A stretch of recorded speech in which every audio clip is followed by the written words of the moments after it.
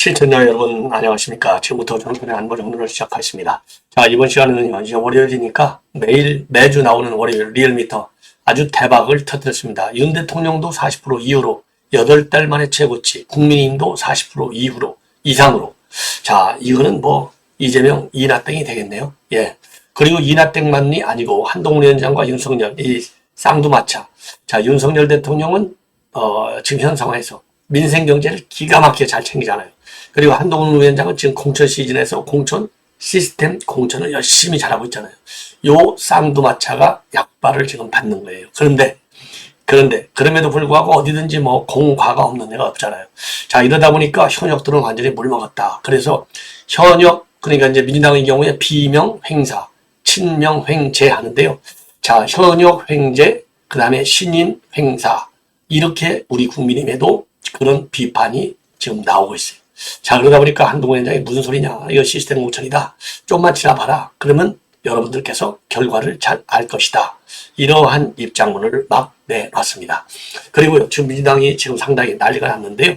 자, 우선 이번에 지금 공천 과정에서 경선 자료, 그러니까 이제 여론조사 잘못해가지고 그 리서치 RNA 이거 이제 아웃됐지 않습니까? 그러면서 누가 또 아웃됐습니까? 선관위원장이 아웃됐어요. 그 자리를 누가 가느냐? 박범계가 가기로 했다고 그래요. 제가 보기에는 가기로 한 것이 맞는 것 같아요. 그 다음에 고민정의가 지금 난리가 났습니다. 고민정의 왜? 임종석 때문에. 임종석 누구죠? 문재인 1호 대통령 비서실장. 고민정의는요, 대변인. 자, 가제는 그 편이죠. 예. 그래서 최후 통첩성 입장문을 내놨고요. 그리고 설훈도 마찬가지로 이제 탈당. 여기도 최후 통첩성 입장문을 내놨습니다. 자, 그래서 이러한 내용을 가지고 여러분께 한 20분간에 걸쳐서요, 핵심만 여러분께 짚어드리도록 하겠습니다. 자, 우리 시청자 여러분들께서 제가 금년에요, 100만 갈 수 있도록 좀 많이 좀 협조해 주시고, 여러분들이 가지고 계신 이 단톡방, 또 이 단체 무슨 밴드, SNS에 좀 많이 올려주시면 여러분들의 명예에 전혀 손상이 가지 않도록 좋은 내용으로, 알찬 내용으로, 그리고 팩트에 입각해서, 그리고 정확한 판단과 그리고 예측, 요거를 제가 하도록 노력하겠습니다. 특히 요즘요, 2030들도 보수 유튜브를 보시는 분들이 많이 늘어나고 있다고 그래요. 그래서 여러분들께서 주변에 있는 젊은 분들에게 남녀 불문하고 많이 좀 공유해 주십사, 거듭 부탁의 말씀을 드리고, 시간이 되시면 좀 댓글도 좀 많이 올려주셔서 격려해 주시면은, 그리고 또 제 방송을 좋아하시는 분들끼리 상호 친분도, 물론 뭐 서로가 아시는 분도 있는지 모르겠지만, 또 이렇게 보면 모르시는 분들이지만 제 댓글을 통해서 굉장히 친교 그런 친숙감을 갖는 것 같아서 저도 굉장히 좋습니다. 좋은 현상이에요. 왜냐면 우리 자유우파끼리 뭉쳐야 되니까요. 자, 그래서 제가 100만 팬 미팅을 꼭 할 거니까요.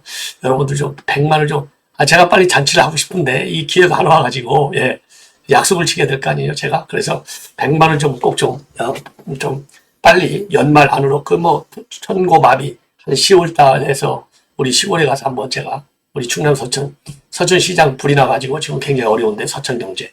거기서 단돈 뭐 10,000원어치라도 좀 제가 대대적으로 한 모시고 팬미팅을 한번 하도록 하겠습니다. 자, 그러면 본론으로 들어가서 여론조사 내용을 말씀을 드리겠습니다. 뭐 요즘 여론조사 기관들이 신이 났을 것 같아요. 아닌가요? 그동안에 문재인 때 재미들 들려갖고 정말 민주당 지지 성향이 강한데, 어쨌든 자기네도 여론조사가 잘 나와야 우리 우파 이런 단체, 뭐 시민 또 정치인들이 여론조사를 자기네한테 의뢰할 거 아니겠어요? 예. 그러니까 제가 보기에 이 총선에서 우리 국민에게 유리한 여론들이 이제 형성이 되고, 그게 지표화되고, 그러다 보니까 여론조사기관도 그걸 발표하지 않을 수 없잖아요. 자, 그러면 그게 자연스럽게 자기네 여론조사 기관의 공정성, 객관성, 신뢰성 커지니까 그쪽으로 이제 의촉이 또 많이 오겠죠. 그러니까 자기네들 돈벌이가 되는 거 아니겠어요? 아니, 문재인 때 왜 다 좌파로 들어갔어요? 아니, 우파에다 주면 돈이 안 나오니까, 우파는 이용 안 하니까 이제 좌파에 계속 주는 거예요. 그 좌파에 주면 또 이게 선순환 사이클이에요, 제들 말하자면. 예. 자, 그래서 윤 대통령의 지지율을 한번 제 그림 자료화면을 통해서 보시면, 이건 뭐 그리고 중요한 것은요, 중도 올라가고 호남도 올라가요. 중도층 호남, 그리고 40대가 올라가요. 그러니까 이재명의 난공불락의 콘크리트 지지층들이 싹 무너져 내리고 있습니다. 자, 이걸 보시면은요, 여기 뭐 이 정도면 잘 보이시죠? 예. 자, 이게 말이죠, 지난 12월 달 이 세 번째 주가 36.3이 되겠습니다. 36.3, 36.2까지 빠졌어요. 1월 네 번째 주에. 그러다가 이게 1월 네 번째 주서부터 살살 야금야금 올라가가지고 지금은요 41.9까지 올라갔어요. 무려 거의 5%가 올라갔습니다. 자, 이게 쭉 시계로 보면 8달 만에 최고치를 갱신하고 있다. 예. 그리고 부정평가는 당연히 떨어지죠. 자, 그래서 12월 세 번째 주에 60.8에서 시작해가지고 60.8이 최고점이에요. 쫙 살살 계속 완만하게 정말 답답하게 탁 떨어지지 않고 안 떨어져요. 계속. 그래서 지난주에 57.2에서 54.8 이것도 거의 뭐 3% 정도로 또 빠졌어요. 자, 그래서 이 두 편차가 굉장히 지금 줄어들고 있다. 예, 굉장히 좋은 소식이 되겠습니다. 자, 그러면은요, 이게 이제 내용을 조금은 아실 필요가 있어요. 이 내용을 조금 말씀드리면 여러분들 아마 놀라실 겁니다. 예, 내용을 좀 제가 말씀드리면요, 우선요, 그 권역별로 보면은 TK, PK, 그 다음에 인천 앞바다, 그러니까 이재명 앞바다, 인천 경기, 그리고 이재명이 완전히 앞바다, 호남, 여기에서도 2.5%가 올랐어요. 호남 올라가면요, 충청도도 올라가요. 2.0. 캐스팅보도 올라갔죠. 이재명 안방이 인천 경기, 그 다음에 전라도에서 올라갔죠. 끝난 겁니다, 게임. 그 다음에 연령보더라도 70대에서 제일 많이 올라갔고요. 그리고 중요한 것은 30대, 40대에서 4.2% 대 4.0%, 40대에서 4%나 올라갔어요. 그리고 20대에서만 살짝 빠졌습니다. 1.1. 그리고 중도가 2.2가 올라갔고, 보수는 1.7이 올라갔습니다. 자, 이 정도로 되면 뭐 이제 더 이상 왈가왈부를 할 필요가 없죠. 이 확고한 상승세를 타고 있다. 예, 상승세. 한번 불타면은 이게 쫙 올라가는 거죠. 자, 여기를 보시면요. 국민의힘은 37.2에서 39.1에서 43.5로 올라갔어요. 그다음에 민주당은요. 40.2에서 39.5로 빠졌어요. 그리고 개혁신당은 6.3에서 4.3으로 빠졌습니다. 자, 그래서 말이죠. 요거를 또 제가 분석해 드리면, 예, 2월 2주차에서 2주 만에 40%로 다시 올라섰고요. 민주당은 작년 2월 세 번째 주 39.9 이후로 처음으로 민주당은 처음으로 30대로 폭망. 자, 그래서 국민의힘은요, 부울경에서 7.8%가 올라갔고, 민주당은요, 호남 빠지지, 부울경 빠지지, 인천 경기 빠지죠. 자, 이렇게 빠졌어요. 근데 이상하게도 윤 대통령은 충청에서 올라갔는데 민주당은 민주당도 충청에서 또 올라갔네요. 서울에서도 올라갔어요. 자, 그리고 개혁신당은 이제 망하는 쪽으로 가고 있고, 요게 이번 여론조사의 특징이다. 그래서 모두 말이죠. 우리의 취약지대라고 할 수 있는 호남, 그리고 20대, 그리고 또 40대에서 올라가고, 예, 이거 굉장히 바람직한 현상이다. 그리고 윤 대통령과 그래서 지금 이제 이 국민의힘 이 지지율이 굉장히 지금 호조를 보이고 있다. 예. 자, 그리고 말이죠. 이런 걸로 보면은 이제 확실한 여론이 이제 방향을 근본적으로 바꿨다. 이렇게 판단이 됩니다. 자, 그리고요. 지금 방금 전에 우리 국민의힘에서 공천 결과를 발표했습니다.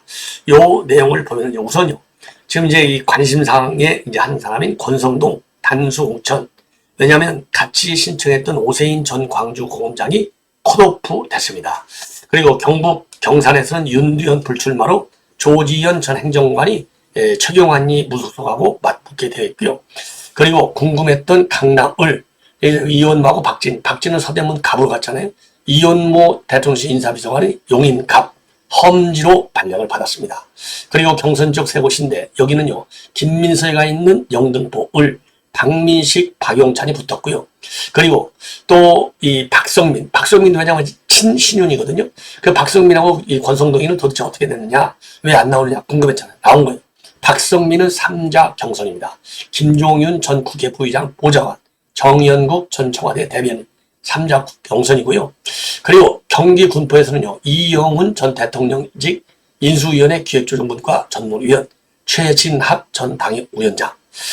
그리고요, 지금 새로운 시도가 이루어지고 있네요. 국민의힘은요, 이 강남과 같은 우세 지역에서는 국민 추천제 방식으로 후보를 추가 공모하는 방안을 검토한다. 그러면 이제 그쪽으로 가겠죠. 그래서 기존 공천 신청자 이외 후보를 추가로 추천받을 예정이라고 합니다. 자, 그래서 아직 어느 지역구를 어떻게 할지는 말하기는 어렵지만 고민을 많이 하고 있고, 국민 추천제도 검토 방안 중에 하나다. 이렇게 장동혁 사무총장이 발표를 했어요. 그리고 대구 동구갑, 북구갑, 경북 안동, 예천 이런 공천이 보류되어 있는 TK 지역에 대해서는요. 이번 주에 결론을 내려고 노력을 한다. 되어 있고요. 이철규 지역의 경우에는요. 단수 공천이 확정이 됐습니다. 왜냐면은요. 경선 치를 예정했지만은 장승호 당중앙의 부위원장이 경선을 포기했어요.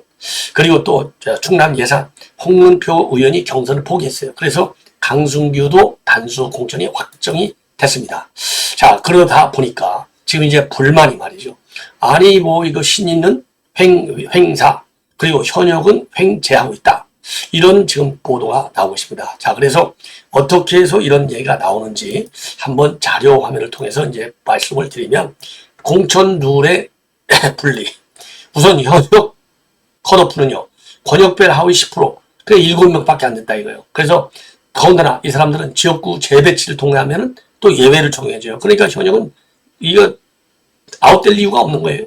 그리고 다선 의원 감점하는 거 동일지역 3선 이상 경선 득표로 15% 감산한다 돼 있는데 감산 받고 탈락한 다선 의원이 전혀 없다. 이 얘기는요. 저도 뭐 이게 잠깐 이거 뭐 좀 분위기 아는데 3선을 했잖아요. 15% 30% 받아도요. 이거 거의 다 됩니다. 자, 그래서 이거는 전략적으로 판단해야 된다. 그리고 감점을 대대적으로 높여야 된다. 예. 아니 지금 현역이 탈락된 데가 한 군데도 없잖아요. 예.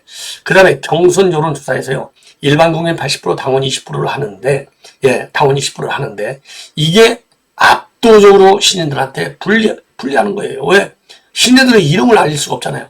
요즘 이제 신인들이 뭐라고 그럴까요? 출마하려면 지금 하나 이제 입문 과정 중에 하나가 종편 많이 나가잖아요. 종편 가지고서는요, 이게 공중에 떠 있는 거기 때문에 스킨십을 해야 되잖아요. 스킨십이 이루어지지 않는 인지도는요, 그야말로 바람 불면 다 날아가요. 그래서 이게 절대적으로 불리한 공천 룰, 이런 것들이 이제 여러 가지 해석되겠지만은 제가 이 자리에서는 해석을 안 하겠습니다. 뭐 다 알려진 것 중에 하나, 이제 민주당에서 특검, 다시 붙이면 이거 현역이 떨어져 나가면 떨어진 현역들이 찬성표 들면 큰일 나는 거 아니냐. 이래서 공천 시기도 늦추고 현역 탈락률을 최소화시키려는 것이 공천 전략의 하나였다. 이러다 보니까 신인들이 지금 부글부글 끓고 있는 거죠. 예. 그리고 이제 어제까지 발표된 분들 좀 이렇게 제가 화면을 천천히 돌릴게요. 동대문갑 김영우. 이건 뭐 여명하고 붙었고. 김영우는 뭐 삼선 의원이잖아요. 그 다음에 성북갑은 이종철, 성북은 이상규, 양천갑에서는 조수진하고 구자룡이가 결선을 붙었고, 양철루는 오경훈, 강성환 당협위원장, 인천에는 신재경과 유정호, 그 다음에 광주 을의 경우에는 조옥동, 황명주, 경선, 예, 여주 양평 김성규 전 의원, 청주향당 정우택, 이종백, 엄태영, 박덕흠 이런 사람들 전부 다 경선에서 이겼잖아요. 네, 현역들이니까. 경대수 전 의원하고 붙어도요. 뭐 신인들은 전 의원하고도 전 의원들도 4년 몇 년씩 다 했는데 경신도 전 의원, 예. 고령 서천은 장정혁 사무총장 당연히 이건 되겠죠. 그리고 충남 서천은 제 고향인데 여기는요 이거 지역구 재조정돼야 돼요. 서천은 말이죠 80년대 이후로 국회의원이 나올 수가 없어요. 왜? 서천은 인구가 유권자가 5만밖에 안 돼요. 보령은 9만입니다. 보령 사람들이 서천 사람을 찍어줍니까? 서천 출신은요 씨가 말랐어요 이미. 이런 지역구가 전국적으로 많을 텐데 이거 여야가 말이죠 대대적으로 뜯어 고쳐야 됩니다. 서천이 과거에 서천, 보령, 청양 이렇게 붙을 때는 나와요. 보령하고 붙었다는요 이거 100년 동안에 안 나옵니다. 서천에서 절대적으로. 아니 보령 사람들이 서천 사람 찍어주냐고요. 대한민국 선거 문화에서. 이거 저는 장동혁에 대해서 얘기한 게 아니라 그 이전에 김태용이 말아먹었잖아요. 삼선. 그 전에 또 마찬가지. 보령은 80년대 이후에 서천은요 나오지를 않아요. 예, 아산을 서귀포, 고기처 이렇게 됐어요. 이러다 보니까 불만이 쌓이는 것이고 자 제가 뭐 우리 고향이라서 잘 알으니까 말씀드린 거예요. 제가 감정적으로 얘기한 게 아니고 서천에 그래서 한때는요 서천 출신 현역 국회의원 있잖아요. 90년대인가요? 서천 출신 현역 국회의원이 전국에요 7명이 나온 적 있어요. 7명. 서천에서 아무도 못 나오니까 다 이제 이사가고 자기 이제 사는 곳에서 나가고 7명이 됐어요. 서천 인구가 그렇게 작지만, 예. 서천에 우수한 인재들이 굉장히 많은데, 이놈의 선거구 제도가 잘못돼갖고, 씨를 말리고 있어요. 보령에서 빨리 뛰어나와야 돼요. 청양, 부여, 서천, 이렇게. 좀 많은데, 인구가 고만고만한 데서 묻혀야 돼요. 아니, 보령 9만, 10만짜리 갖다 붙여놓으니 선천 죽으라는 얘기죠. 예. 정말 이거는 반드시 뜯어 고쳐야 됩니다.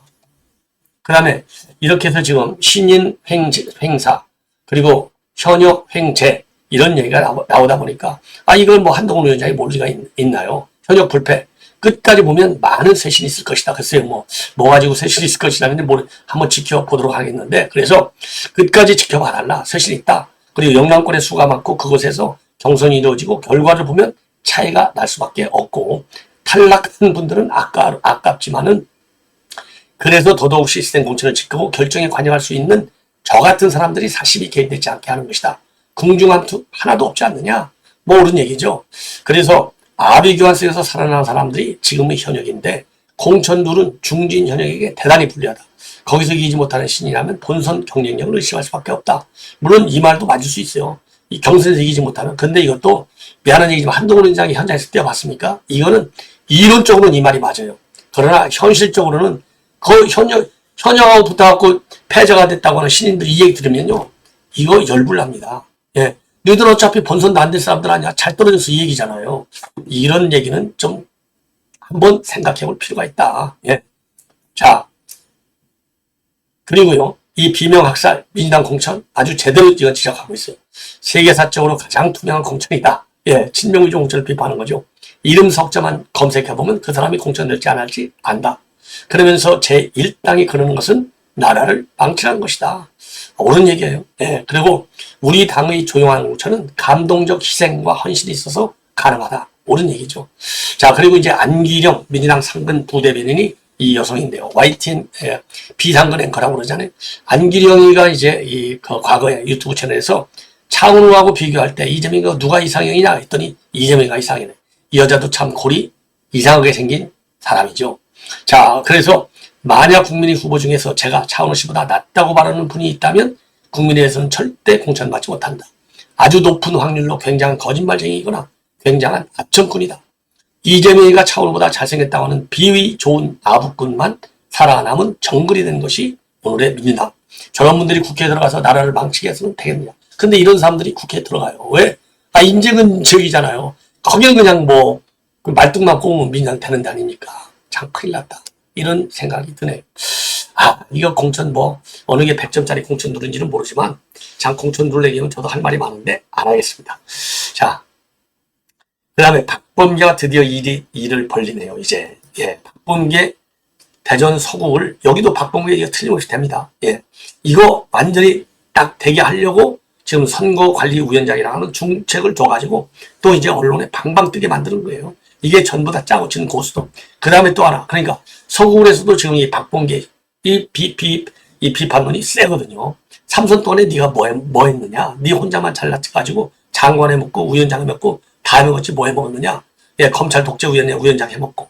그 지금 이제 이걸 여기다가 뭘 주냐? 선관위원장 자리는 모자를 또 하나 더 입혀주는 거예요. 이래서 서울 바람도 일으키고, 지금 충청도 바람도 약간 흔들흔들하잖아요. 특히 대전에도 지금 바람이 흔들거리잖아요.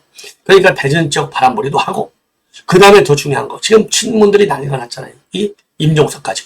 그러니까 친문들이요, 박범계도 내가 선관위원장이라는 중책을 줬지 않습니까? 친문계들이요, 입을 다무십시오. 이 얘기를 하는 거예요. 요 세 가지 목적으로 지금 박범계를 선거관리위원장으로 줬다. 그 전에는 누구였냐? 정필모였다. 정필모는 리서치 DNA가 RNA, 요거를 불공정하게, 불법적으로 여론조사 업체에 끼우는 거. 이게 난리가 나갖고, 홍익표까지도 그 조사, 그 업체 제껴야 돼 해가지고 제껴졌잖아요. 그래서 이 정필모가 사퇴를 했어요. 정필모가 사퇴하고서 오늘 중앙일보 보도를 보면 누가 사퇴를 하라고 했는지는 얘기를 안 하고 있습니다. 왜? 얘기하면 죽는다는 얘기죠. 그래서 이게 이제 선거 끝날 때라도 누군가가 얘기하면 망하는 거예요. 그러니까 끝까지 입을 다무겠죠. 그래서 요 자리에 지금 주는 겁니다. 요거를 어제 말이죠. 어젯밤 제가 그랬잖아요. 심야 맞방송에서 심야 난다. 고성이 터지고 난리 났다. 고민정이하고 홍익표하고 완전히 고성이 터지고 난리가 났다. 설전이 벌어졌다. 심야 한밤중에 지금 이 중앙일보에 됐어요. 25일 심야 최고위원회에서도 홍익표 고민정이 반대 의견을 내며 재차 내면서 지도부 간에 설전이 오갔다. 이렇게 나와 있거든요. 예. 그리고 회의 중 격론이 벌어졌다. 부적절하다는 것에는 동의하지만 이거 경선을 그러니까 이건 김용화하고 은평구를 강병원이 이거 경선을 안 붙일 정도의 논리적인 하자는 없었다. 그래서 강병원이 이 재심 신청도 전부 다 기각이 되고 그래서 이재명이가 최고위원 종료 직후인 26일 새벽 기자들과 만나서 당내 공천 자금에 대해서 민당은 1년 전 확정한 특별 당규에 따른 시스템 공천을 하고 있다. 불가피한 부분은 이해해주면 좋겠다. 이게 새벽 1시가 넘어서 이런 기자들한테 얘기했다는 거 아니겠어요? 그래서 제가 심야 이 회의가 어제 고성판 난장판이 벌어졌다. 이런 썸네일로 여러분께 소개해드린 거예요. 이 정도로. 그래서 어제 그 심야 회의에서 박범계한테 위원장직을 맡아달라고 요청하고 박범계가 받아들였을 것으로 보입니다. 자, 그래서 박범계를 앉힌 이유 제일 큰 것이 임종석을 아웃시키겠다는 불만을 제거하기 위해서. 그러니까 박범계를 시키는 걸 보면요. 웬만하면 이제 임종석이는 날아간다. 이렇게 결론을 낼 수 있는 게 아니냐. 이런 생각이 들고 그러다 보니까 고민정의가 지금 최후 통첩성 입장문을 내놨습니다. 자, 그래서 지금은 빵 터지기 일보 직전이다. 임종석 공천을 줘야 된다. 임종석으로 보지 말고 누가 당선이 될 수 있는 여건을 가지고 있느냐. 여론조사 돌려봐라. 임종석이 빼고라도. 임종석밖에 없다. 그러니까 지금은 임종석 이름 숫자를 주냐 안 주냐 할 게 아니라 누가 당선이 될 거냐. 그리고 본인이 이게 자기가 이제 광진을이잖아요. 이게 붙어 있잖아요. 그래서 광진을 그 본인이 제일 중국 선거가 잘한다 이거예요. 누구보다도 잘한다. 지금 본선이 굉장히 어렵다는 겁니다. 예. 오직해야 원로들까지 지금 나섰겠느냐. 예. 이해찬이도 나서고 뭐 다 나섰잖아요. 그래서 요거 무게감 있게 들어라. 이렇게 최후 통첩성 메시지를 고민정의가 내놓고 있어요. 자, 그래서 이 고민정의가 조금 전에 YTN 라디오에 나와서 한 얘기를 조금 자세하게 말씀을 드리면 이제 임종석을 공천하지만 안 되는 상까지 왔다. 지금까지 단 한 번도 공천을 줘야 된다. 말해야 된다. 공개적으로 의전을 내본 적이 없는데 임종석 실장보다 그 지역의 주질이 더 잘 나오는 사람이 누가 있는가를 조사를 아마도 여기서 잘 쓸 것이다. 만약에 더 잘 나오는 사람이 있었으면 여기까지 왔겠냐. 왜냐하면 중구 송동갑은 제가 있는 광진을과 바로 옆 지역구이기 때문에 기류를 누구보다도 잘한다. 상당히 어렵다. 그러니까 본선이 어렵다는 것이고 지금은 공천을 민주당에서 누가 받느냐가 중요한 게 아니라 그 지역 주민들은 아마도 민주당 후보를 빨리 정해라. 그래야 국민의하고 싸울 수 있지 않겠냐 하는 게 아마 굉장한 현 그 한계 지점까지 지금 다다랐다. 이게 지금 임종석이라는 인물을 말고 그 지역에서 누가 이길 수 있는가를 보고 판단해야 되는 게 야당인 민주당의 몫이다. 지금은 너무 빵 터져버리기 일보 직전까지 와버렸고 그 좋은 기회들을 뭔가 조정할 수 있는 기회들은 다 실기했다. 따라서 지금이라도 빨리 공천을 함으로써 이 문제를 일단락시켜야 한다. 그리고 임 실장이 공천이 배제될 경우에는 원로들이 최근에는 이해찬도 그런 원로들이 우려하는 시점들이 현실화될 우려가 있다. 그렇게 됐을 때 그럼에도 불구하고 우리가 총선에서 승리할 수 있다면 그렇게 해야 되는데 정치라는 건 잔인할 수밖에 없는 것이니까. 그러나 정치와 선거를 수차례 왔던 원로들께서 계파를 가리지 않고 모두가 다 한 몫을 내고 있다면 당도 그 부분을 좀 무게감 있게 들어야 한다. 최후 통첩을 내리고 있습니다. 자, 이 정도로 하고요. 그 다음에 서른을 비롯한 지금 뉴스가 지금 넘쳐 흘러요. 넘쳐 흘러. 자, 오후에 여러분께 정확하게 분석해 드리도록 하겠습니다. 여러분들 대단히 고맙습니다. 감사합니다.